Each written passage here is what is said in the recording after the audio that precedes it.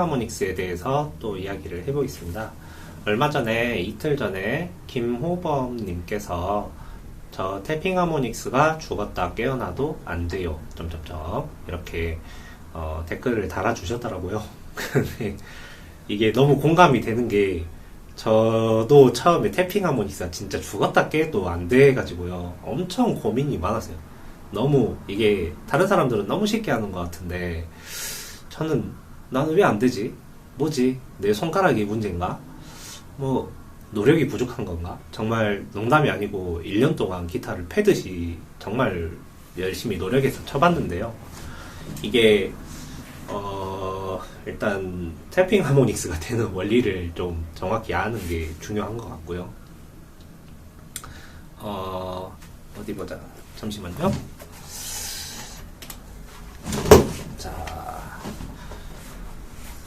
저희 태핑 하모닉스는 일단 TH로 표기를 하죠. 일단 기본적인 설명부터 할게요. 그리고 가장 기본적인 것은 이 부분을 팜으로 치면서 이렇게 12번째 칸을 보통 많이 태핑 하모닉스를 하니까요. 그 부분을 이렇게 치게 되는데 저희 손가락이 일자로 이거를 원래는 하모닉스를 때려서 소리를 내는 거예요.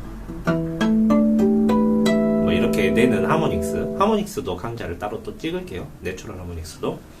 이 하모닉스를 내는데 이 하모닉스를 일자로 원래는 이렇게 쳐야 되는 거예요. 이렇게. 근데 이제 손목 스냅을 진짜 잘 쓰시는 분들은 여기를 굳이 안 맞추고도 이렇게 잘 때리신단 말이에요. 이렇게 방문고리 여는 스냅에 가깝습니다. 예, 이렇게 돌려가면서 뭐 이런 식으로. 근데 여기를 때리면서 해주면 더 힘이 잘 받아요. 그래서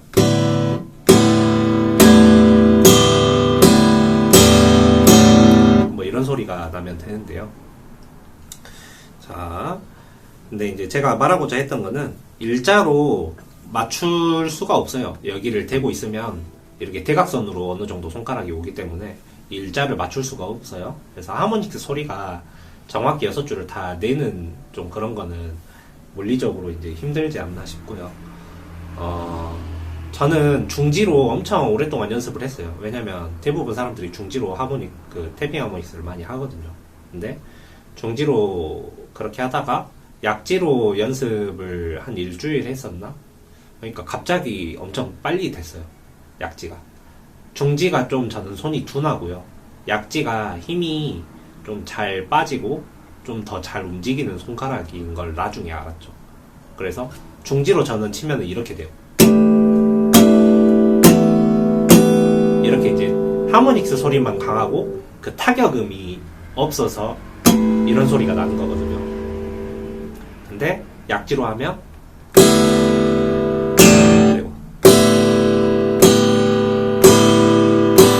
이런 타격음이 어느 정도 들어가는 거죠.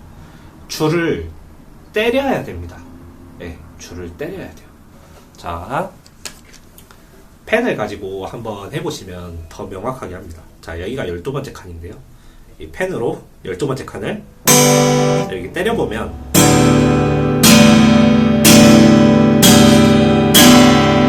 이게 이제 순수한 타격음만 있는 상태예요. 근데 우리가 펜하고 다른 거는 손가락은 여기가 좀 더 푹신푹신 하잖아요. 펜은 좀 더 딱딱하고. 그래서 손으로 때리면은 이 손의 푹신푹신함 때문에 소리가 더 부드럽게 나오는 거죠. 펜에 비해서. 그러고 또 영향을 미치는 여러 가지 것들에 대해서 이야기를 하면 이 손가락 마디가 이제 보면은 이 안에가 이렇게 일자로 우리가 손가락을 아무리 잘 만들어도 마디의 이 빈 부분이 이게 뜨게 돼요. 이 부분에 이제 줄이 들어가게 되면 아무래도 소리가 더 잘 안 납니다. 그리고 손을 일단 애초에 일자를 잘 피는 게 중요해요. 이게 힘을 좀 주면은 일자가 되는 게 아니라 뒤로 펴집니다. 이게 오히려 이렇게 맞춰야 되는데 이렇게 맞춰야죠. 이렇게 맞춰야 되는데 이렇게 뒤로 좀 더 펴질 수가 있어요. 그러니까 힘을 너무 많이 주지 않을 것. 태핑 하모닉스 할 때 손가락에 힘이 많이 들어가면 자, 힘이 많아지면 어쩐다? 경직이 된다. 경직이 되면 속도가 안 올라가요. 그러면 순간적으로 이게 잽처럼 저번 강의에서 이야기했지만 잽처럼 이렇게 탁 쳐야 되는데 잽처럼 이렇게 탁 못 치는 거예요. 등짝 스매시처럼 이게 빵 이렇게 치면 안 된다고요. 이게 그 가벼운 느낌으로 탁, 탁, 탁 이렇게 살짝 놓고 온다는 그런 느낌에 가까워야 돼요. 그래서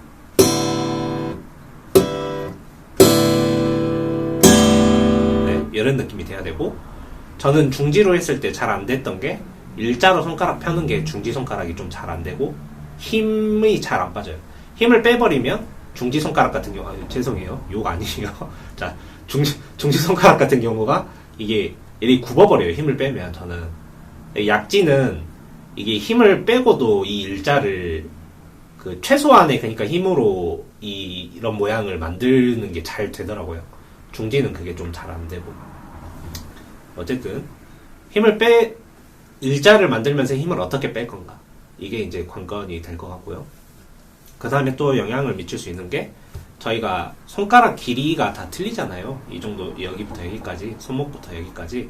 근데 손목을 움직이면서 이걸 치는 건데, 여기를 대면 얘가 닿는 타점이 사람마다 높이가 다릅니다. 예. 더 높은 사람이 있고 낮은 사람이 있겠죠. 낮은 사람일수록 소리 내기가 힘듭니다. 그렇다고 해서 뭐 너무 높다고 해서 잘 내고 그런 건 아니지만, 적당한 높이가 있어요.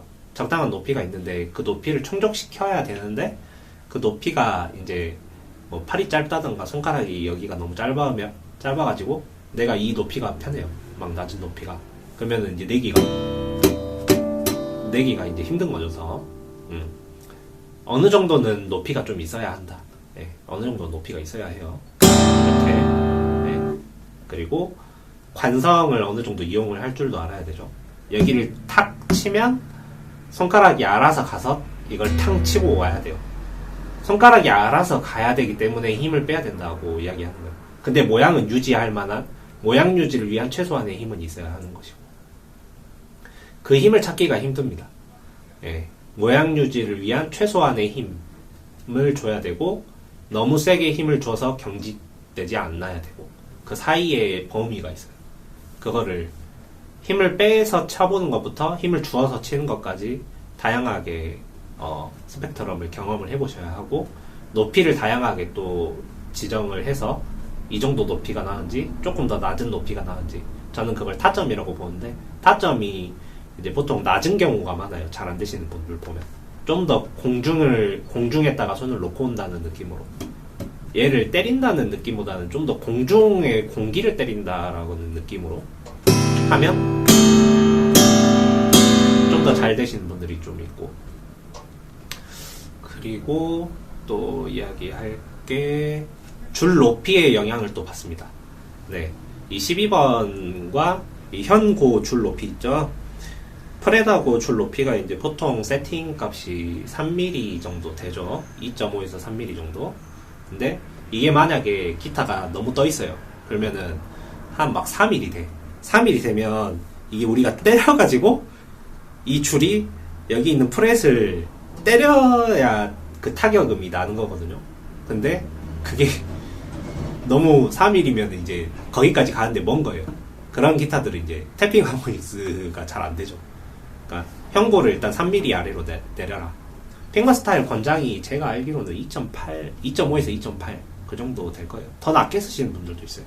근데 2.2mm 막 이렇게 현고가 낮아버리면 너무 붙어가지고 이제 이 줄에 조금만 건들면 바로 이게 붙어버려가지고 때리는 느낌이 또 내기가 힘들기도 하고.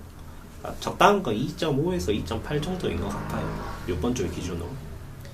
그리고 엘릭서 줄이 역시 소리가 잘 납니다. 네, 확실히 엘릭서가 좀 하이한 음역대를 잘 표현을 해주거든요.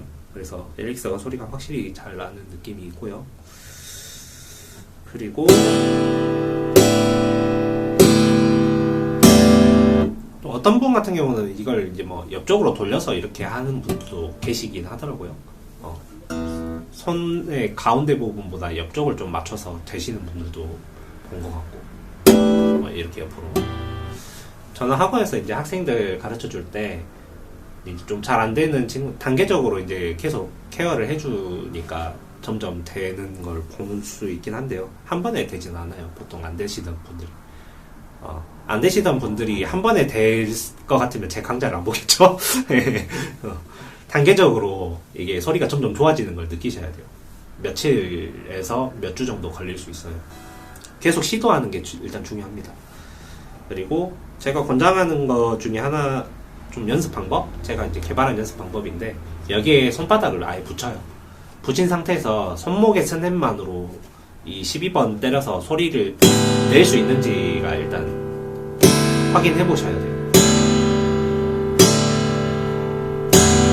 이 때리는 거의 변수를 없애는 거예요. 그래서 순수하게 손가락에 힘 빼고 손목의 스냅만으로 소리를 낼 수 있는가. 예. 이게 되시는 분들은 떼면서 더 힘을 잘 받으니까 더 소리를 더 잘 낼 수 있어요.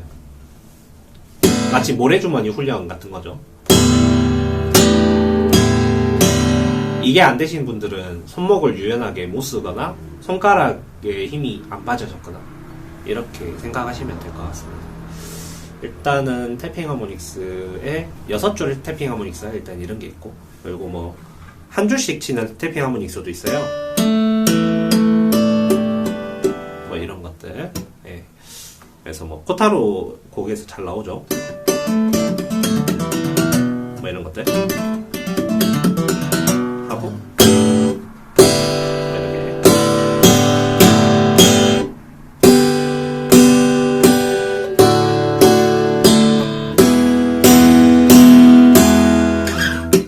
뭐 아무튼 그렇습니다.